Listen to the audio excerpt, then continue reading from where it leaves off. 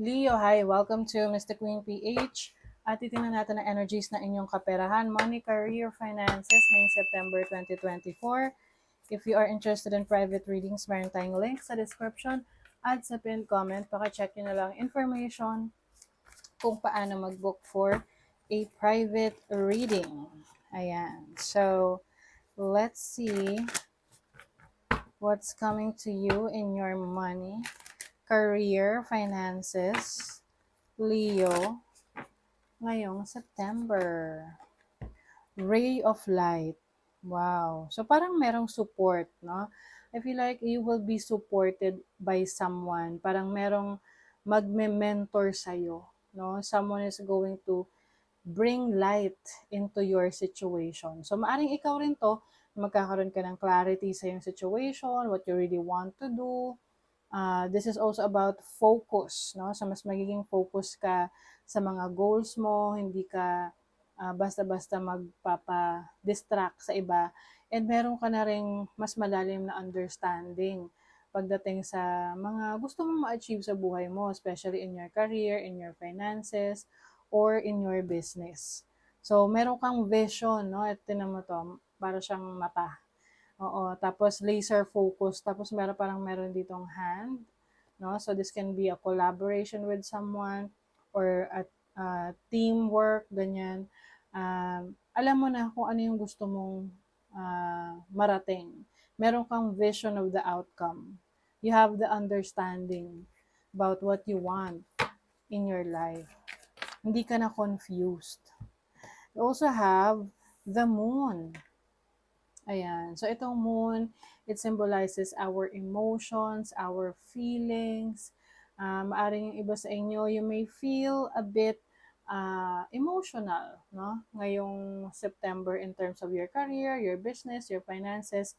Dahil maaring meron kang mga pinagdaanan in the past, like challenges na hindi mo sure kung saan ka na papunta. Minsan kasi ganun eh. Let's say, iba kahit na successful sila sa kanilang career, sa kanilang business, minsan parang may isip nila, para saan ba to? Ano ba yung, bakit ko ba to ginagawa? What is the purpose, no? So for some of you, you will feel good about yourself dahil mas marirealize mo na what you really want for yourself. Okay?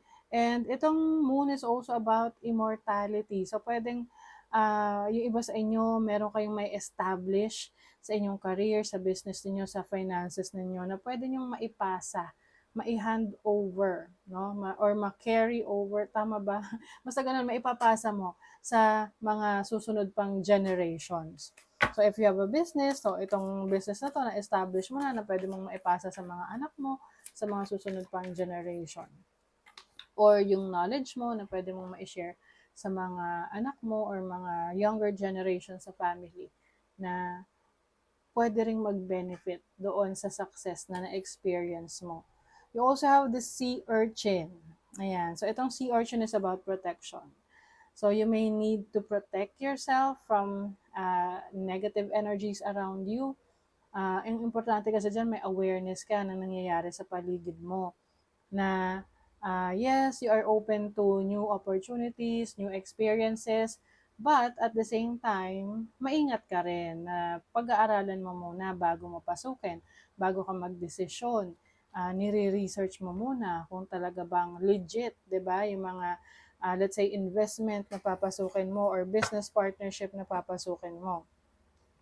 This is also protecting your energies from those na who are trying to bring you down. Kasi maaring may mga success ka na may experience ngayong September, na may mga tao na will try to, rain on your parade. Kumbaga, na parang i-discourage ka kahit na marami ka namang dahilan para makapag-enjoy or maging proud para sa sarili mo.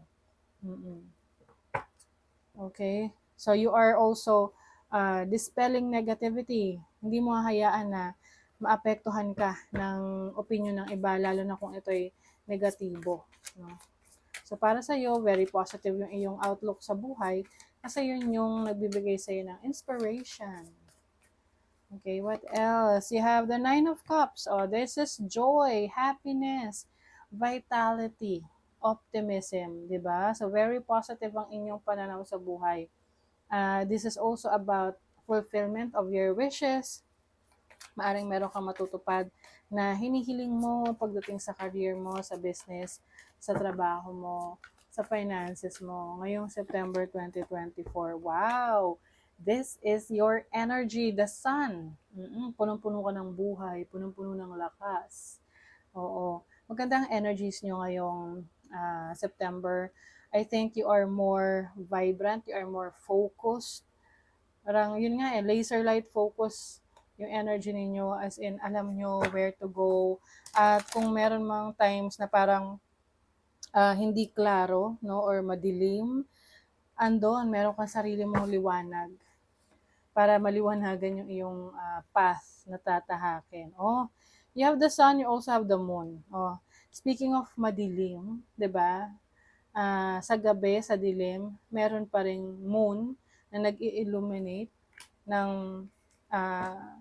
lugar, 'di ba? So I also see na you're also going to focus on your instinct, no? Mas magiging magtitiwala ka sa yung instinct, sa iyong intuition, yung iyong kutob, yung iyong pakiramdam, especially in making decisions. If you feel like something is off, no, parang alanganin, hindi mo yan ipupursue, hindi mo yan gagawin. You also have the Three of Pentacles, enterprising. Yung iba sa inyo, business-minded.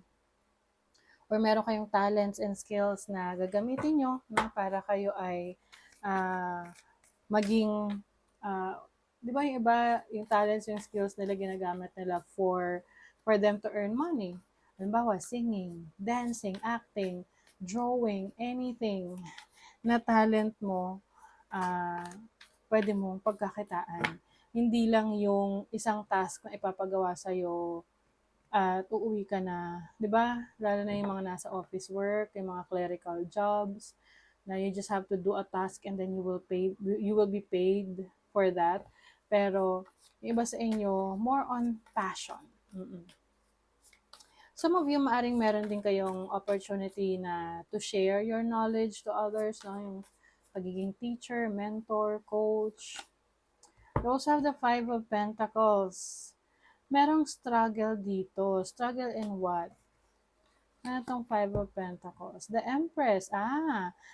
I think ito yung overcoming, yung ma-overcome mo na yung financial challenge mo. Oo. So, yung iba sa inyo, Leo, kung nagkakaroon kayo ng problema pagdating sa trabaho nyo, sa career, sa business nyo, sa kaperahan nyo, ngayong September, it's time for you to bounce back. Kumbaga, makakaahon ka na dyan. Kasi meron ng abundance dito, parating sa'yo. Ayan. And also, you will take care of yourself. No? You will practice self-love, self-care. Siyempre, kapag naalagaan mo yung sarili mo, yun yung nag-boost ng iyong confidence, di ba? At kapag ikaw ay confident, di ba, you can really face anyone, anything. Di ba? And that will bring you more opportunities. Yes, very competent ka. I think ngayong September, mas magiging competitive ka. Yung bang tipong gusto mong may patunayan ka sa kanila. Merong hassle, complication. May kailangan daw, may mga times daw na hindi aayon sa gusto mo yung resulta. But that's okay, no? Ang importante dyan is you have learned your lesson. Ano yung lesson na natutunan mo dun sa experience na yon, at paano mo yun magagamit sa iba mo pang endeavors in the future, 'di ba? Surrender, anything na hindi mo kontrolado, you just have to surrender. Yes.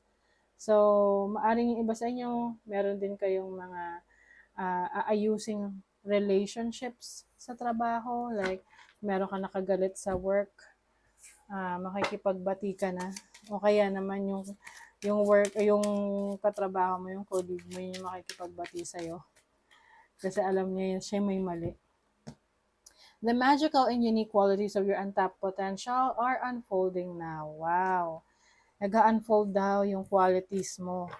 'Di ba, nare-realize mo pa yung iba mo pang kakayanan, untapped potential, so hindi ka pa aware dito. So ngayong September, mag-a-unfold 'yan, mare-realize mo. The power to heal the earth is within you. Some of you are light workers, some of you meron kayong influence sa ibang tao para ma-inspire sila. So gamitin niyo yung platform ninyo, gamitin niyo yung pamamaraan ninyo para makatulong sa iba. Kasi yung iba sa inyo, meron kayo ditong opportunity to become a teacher, a mentor, na kung saan nag inspire din ng iba. Honor your own time of harvest, offer your gifts and blessings as service to the greater good. Yan, honoring your own time of harvest is part of being patient, no? Na maghintay para sa mga bagay na kailangan ng mas mahaba pang proseso, no? Para bago natin makuha yung resulta na gusto natin. Okay? So that is your reading, Leo. Thank you so much. Bye.